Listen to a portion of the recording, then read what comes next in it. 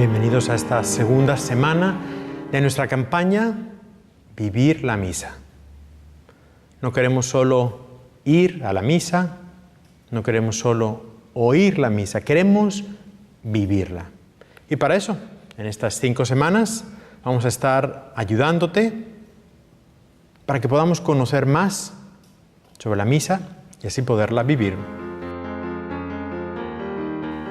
Vamos, por tanto, a aprender más sobre qué es la misa. Hemos visto la semana anterior esa presencia de Cristo, presencia real, misteriosa, sacramental en la Eucaristía.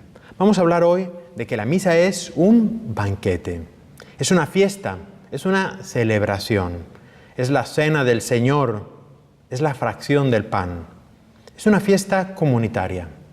Y así como cuando vas a una fiesta vas alegre, así también al venir a esta fiesta, a este banquete, debemos venir con esa misma alegría. Todos estamos invitados a participar, estamos invitados a comer de este banquete. Si vas a un banquete y después no pruebas ninguno de los alimentos, seguramente los que te han invitado van a decir, ¿por qué? ¿Por qué no quieres participar? Y quizás se van a enfadar contigo. De una manera parecida, Cristo nos llama, nos invita a este banquete y quiere que nos alimentemos de su cuerpo y de su sangre. A Jesús le gustaba compartir con sus amigos en banquetes, le gustaba hacer fiesta y por eso Él ha querido reunirnos en torno a una fiesta. Jesús nos dice que el reino de los cielos es como un banquete. Y de alguna manera la misa es como ese pedacito del reino de los cielos en la que tú y yo somos invitados a participar cada semana. Pero la misa no es solo un banquete, es también ese memorial del sacrificio de Jesús. Se hace presente Jesús en un único sacrificio, en la cruz. Pero aquí en la misa lo hace de una forma incruenta, es decir, sin sangre. Así como Cristo murió en el Calvario, así también podemos decir que estamos reviviendo esa muerte de nuevo en cada Eucaristía, pero de una forma sin sangre. ¿Te imaginas cómo estarías si tuvieras la oportunidad de estar en el Calvario y haber estado ahí en ese momento en el que Cristo ofrecía su cuerpo y su sangre por toda la humanidad, por ti y por mí? Si hubieras estado ahí, al lado de María, ¿cómo estarías? Pues bien, eso mismo tenemos en cada misa. Es un nuevo Calvario y podemos estar ahí junto a María, al lado del discípulo amado, podemos estar nosotros viviendo de nuevo ese sacrificio de Cristo en la cruz. Cristo se ofrece de nuevo al Padre por nosotros, por cada uno de nosotros. Pero es un sacrificio no para estar triste, sino para estar alegres, para celebrar que Cristo se ofrece de nuevo al Padre por mí. Es un memorial, pero no es solo un recuerdo, sino es un vivir de nuevo, es un actualizar, es un hacer presente ese misterio. Es, por lo tanto, estar de nuevo en ese Calvario, pero no solo en el Calvario, es estar de nuevo también en ese memorial de la Pascua, un memorial de la resurrección. Cada misa estamos renovando que Cristo está vivo, que Cristo ha resucitado. Esos dos misterios, el de la muerte y de la resurrección, que van unidos. Y así como Cristo resucitado les muestra a los discípulos sus manos y ahí se ven las llagas de la cruz, de la muerte. Así también en cada misa Cristo está muerto y a la vez resucitado. ¿Te imaginas cómo estarías si pudieras estar a la puerta del sepulcro, del Santo Sepulcro, esa madrugada del Domingo de Resurrección? ¿Cómo estarías tú esperando ese momento en el que Cristo va a resucitar? Pues bien, así así tenemos que estar en la misa, con esa misma alegría, con esa misma esperanza, con ese mismo deseo de estar ahí presente en ese momento en el que Cristo va a venir. Porque es el triunfo, es la victoria, es la alegría, es el triunfo del amor sobre el odio.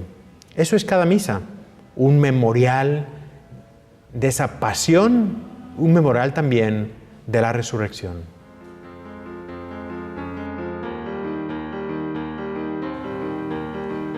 En esta segunda parte del video de esta semana vamos a ir repasando esos signos, esas partes también que nos ayudan a entender más sobre la misa. Hemos hablado en la primera semana sobre el templo, vamos a hablar ahora sobre la asamblea, es decir, sobre todos los que están participando en la misa. Pero ¿sabes? En la misa no solo está la iglesia llena de personas, los que tú ves a tu alrededor, es toda la iglesia. Es decir, la iglesia triunfante, la iglesia purgante y la iglesia militante, que somos nosotros, todos los que estamos presentes en cada Eucaristía. Porque así como todos participan de ese único misterio, de ese misterio de salvación de Cristo, así todos están también presentes en cada una de la Eucaristía que se celebra en cada comunidad. Es una celebración de todos. Es una celebración que es igual en todas partes del mundo. La misa que celebramos aquí, en nuestra parroquia, y la misa que se celebra en el lugar más lejano de las selvas de cualquier parroquia, la que se celebra en China, la que se celebra en África, la que se celebra en Colombia, en los lugares más remotos de la selva. En todos esos lugares es la misma misa, porque es el mismo sacrificio. El único sacrificio de Cristo en el que todos participamos. Qué hermoso el saber que somos parte de una iglesia universal. Qué hermoso el saber que estas oraciones que yo digo, las dicen en todos los idiomas.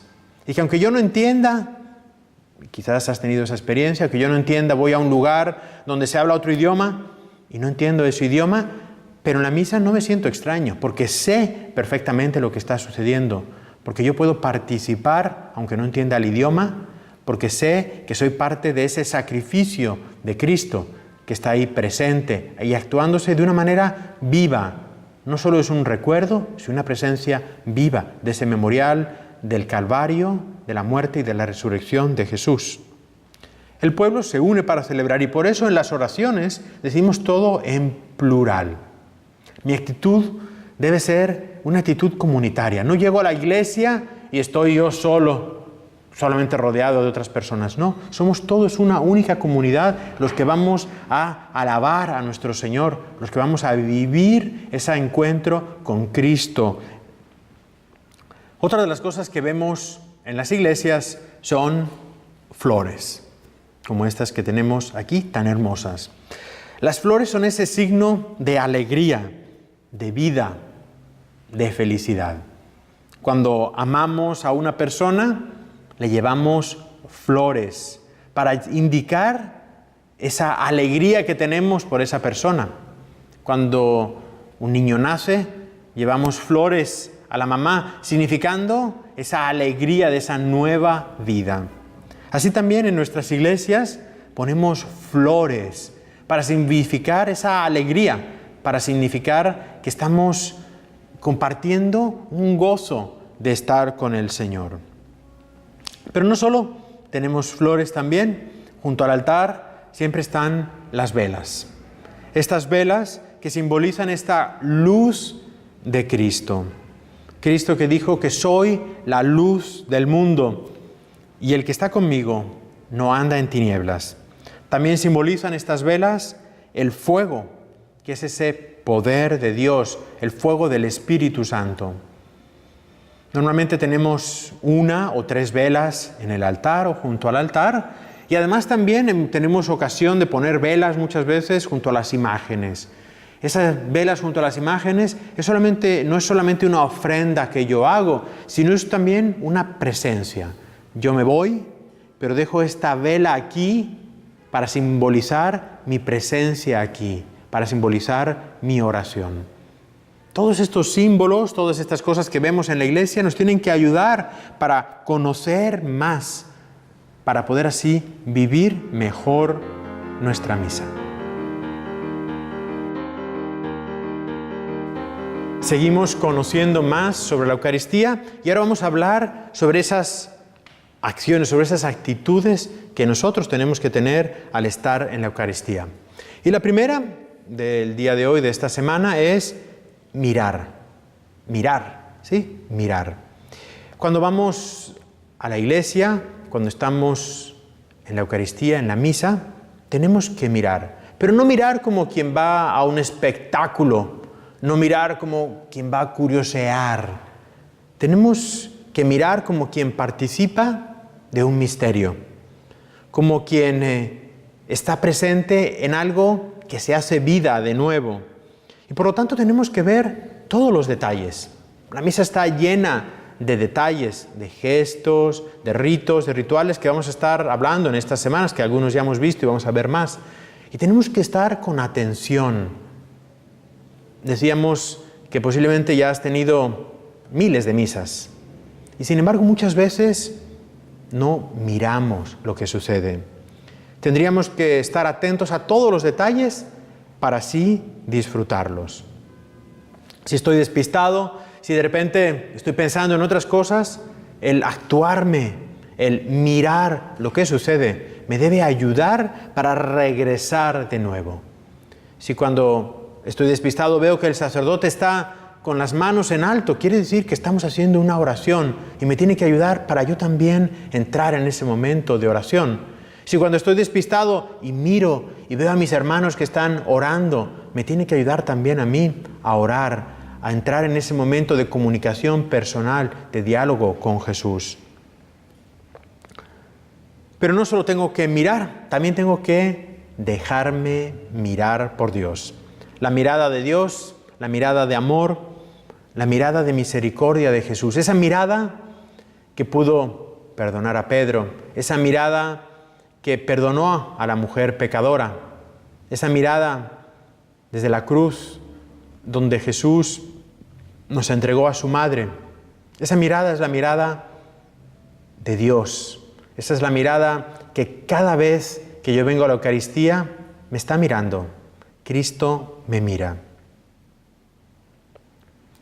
Dentro de los gestos en la Eucaristía, en la misa, tenemos uno que es levantar las manos.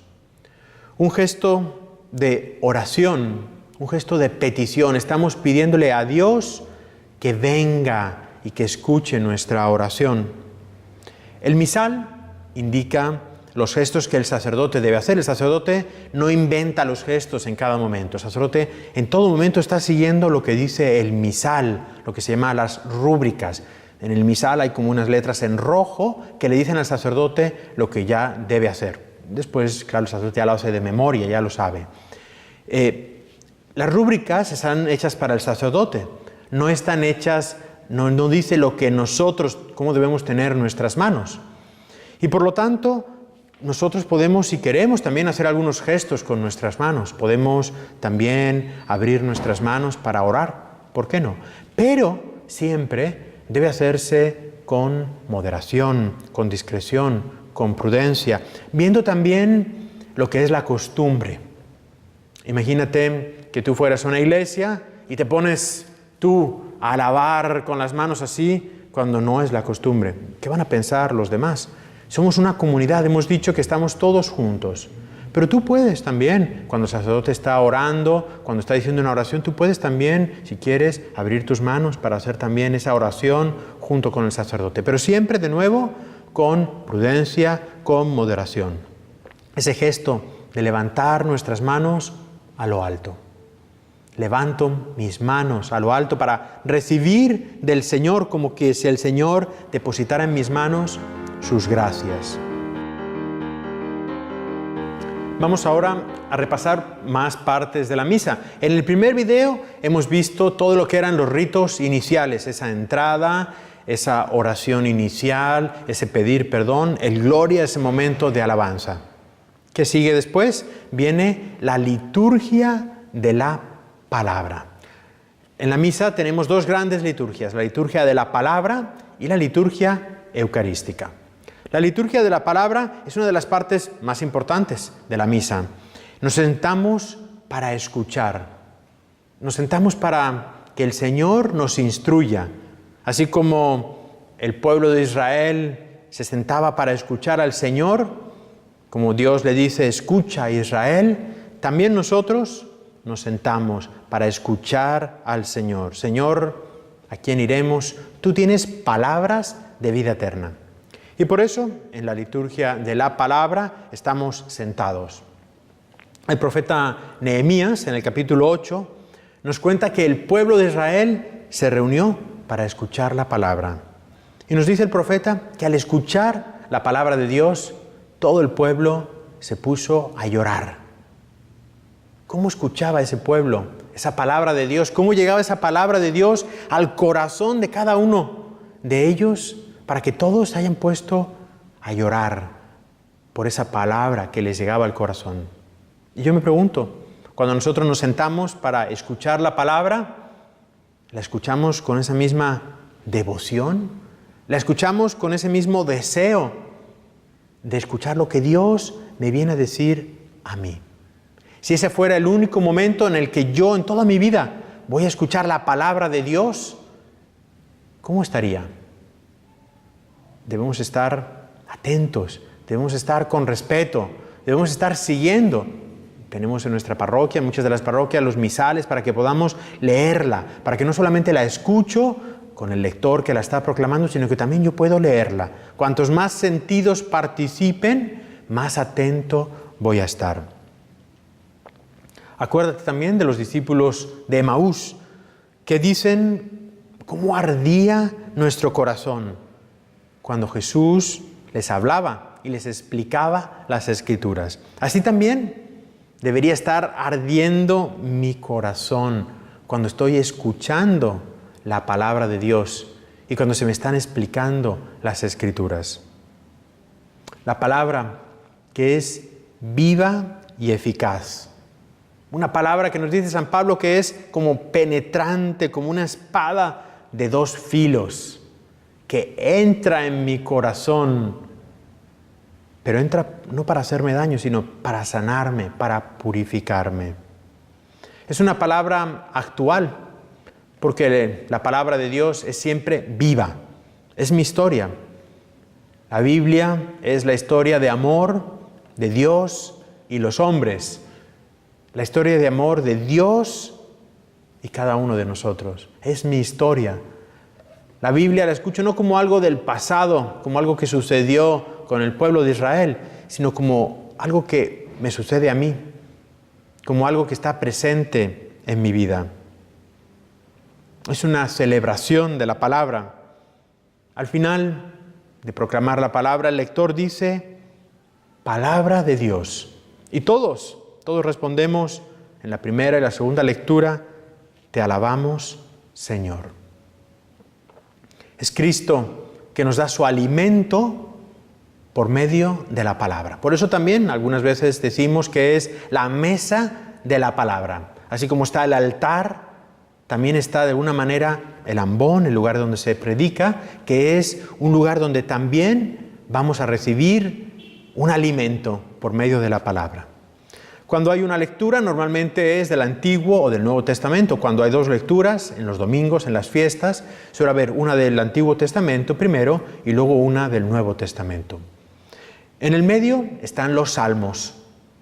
Los salmos son esas oraciones ya hechas, ya cocinadas, listas para servir. Un salmo es una oración que me tiene que ayudar para entrar en ese clima de oración.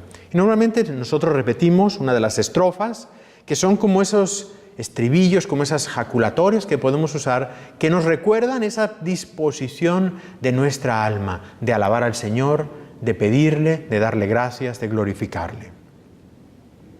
Antes del Evangelio viene un momento en el que todo el pueblo de pie canta el aleluya.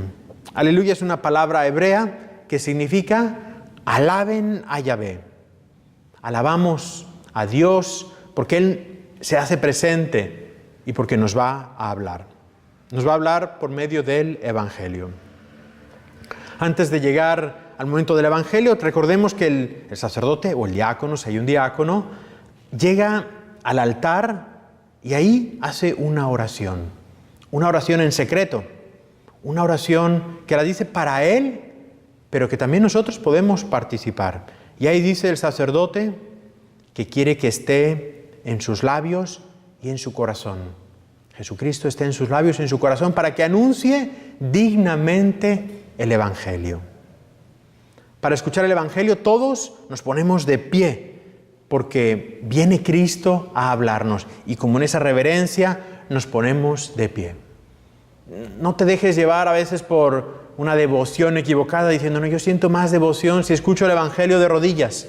No, todo el pueblo, toda la Iglesia universal se pone de pie para poder escuchar el Evangelio.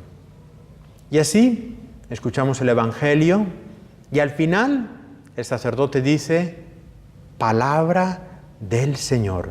Y todos damos gloria y decimos, gloria a ti, Señor Jesús. El sacerdote besa el Evangelio, segunda vez, segundo beso. Ya ha besado el sacerdote el altar al llegar para besar a Cristo y ahora da otro beso a Cristo, a esa palabra viva que se nos ha proclamado. También desde nuestro lugar podemos besar a Cristo en esa palabra espiritualmente.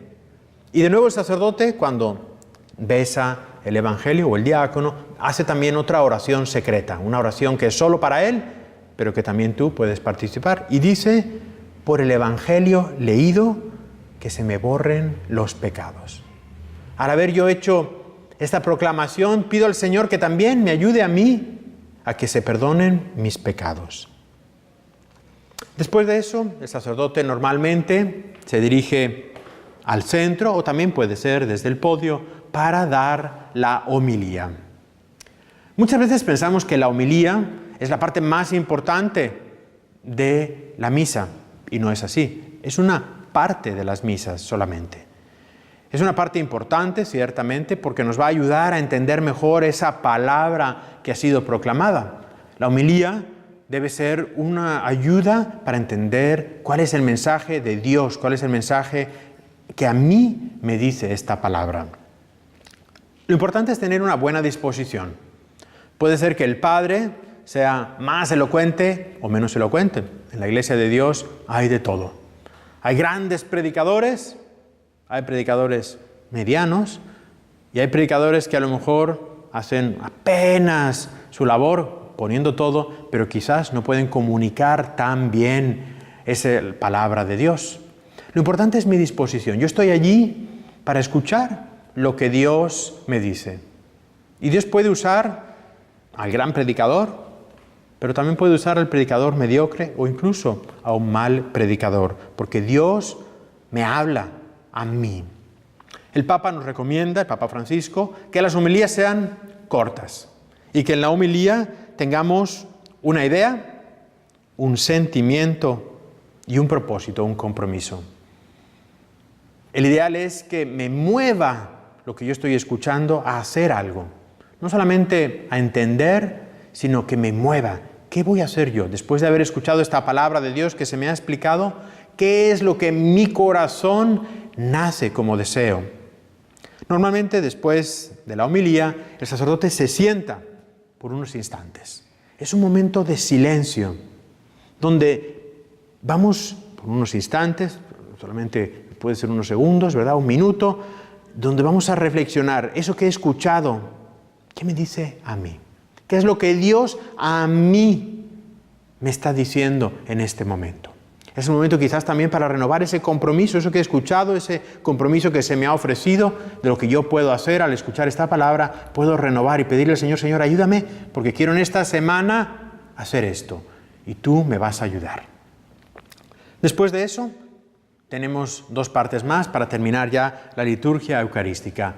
Nos ponemos de pie y todos juntos vamos a proclamar nuestra fe.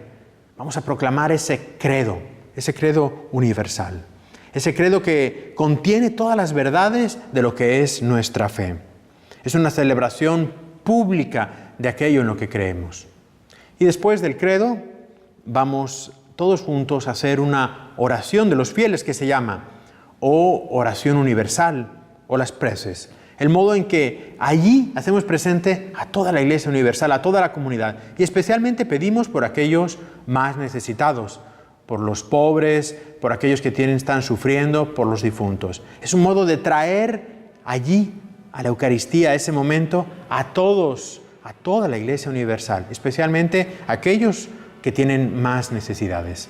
Un momento muy hermoso de poder estar ahí todos juntos haciendo esa oración.